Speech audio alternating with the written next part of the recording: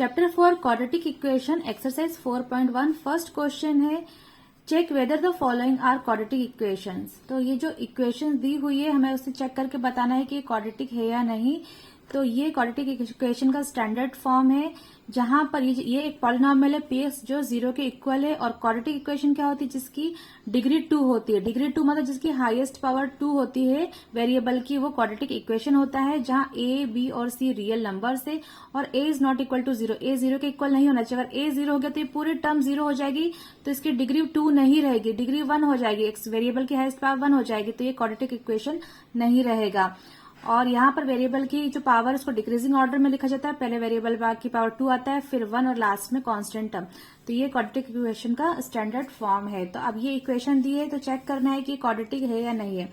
तो यहाँ पर आप देख सकते हैं यहाँ पर a प्लस बी का होल स्क्वायर का आइडेंटिटी लग रही है। तो a प्लस बी के होल स्क्वायर की आइडेंटिटी आपको पता है क्या होती है?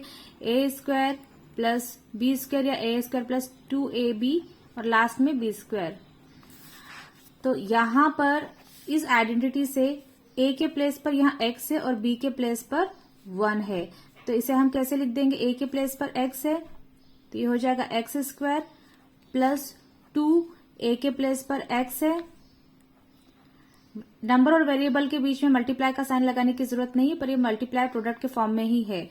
और b क्या है? 1 है, तो यहाँ पर मल्टीप्लाई 1, ये तीनों प्रोडक्ट फॉर्म में है। प्लस बी स्क्वायर मतलब बी यहाँ पर क्या है? 1 है, 1 का स्क्वायर मतलब 1 ही होता है। तो ये हो जाएगा एक्स स्क्वायर प्लस इसको मल्टीप्लाई करेंगे तो ये हो जाएगा 2x प्लस 1। तो यहाँ पर ये जो इक्वेशन है इसको हम इस तरह से लिख सकते हैं, इस आइडेंटिटी से एक्स स्क्वायर प्लस 2x प्लस 1 इज इक्वल टू, अब 2 का मल्टीप्लाई ब्रैकेट लगा इस पूरे के साथ है, 2 इंटू एक्स, 2x हो जाएगा और 2 का मल्टीप्लाई -3 से होगा तो -6। तो अब ये हो जाएगा एक्स स्क्वायर प्लस 2x, ये x की टर्म है, ये प्लस 2x इधर आकर -2x हो जाएगा और ये प्लस 1 एज इट इज और ये -6 इधर पर आके +6 हो जाएगा। ये दोनों टर्म को हमने यहाँ पर शिफ्ट कर दिया तो यहाँ इक्वल की यहाँ पर क्या बचा? 0। तो ये हो जाएगा एक्स स्क्वायर, ये प्लस 2x है, ये -2x है, कैंसिल हो जाएगा, 0 हो जाएगा और +1 और +6 हो जाएगा +7 इज इक्वल टू 0।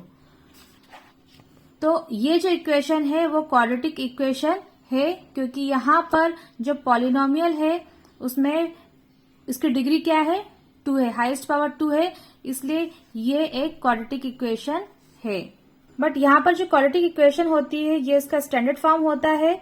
तो यहाँ पर a x square plus b x की कोई भी टर्म नहीं है। तो यहाँ पर ये दिया है कि यहाँ पर a is not equal to 0, a 0 के इक्वल नहीं होना चाहिए पर b 0 के इक्वल हो सकता है। तो इसे हम ये स्टैंडर्ड फॉर्म में लिख सकते हैं, x square plus b x की कोई टर्म ही नहीं है तो इसे हम 0 इंटू एक्स लिख सकते हैं, 0x plus 7 is equal to 0। तो ये क्वाड्रेटिक इक्वेशन का स्टैंडर्ड फॉर्म हो गया क्योंकि इसका मीनिंग 0 ही होता है।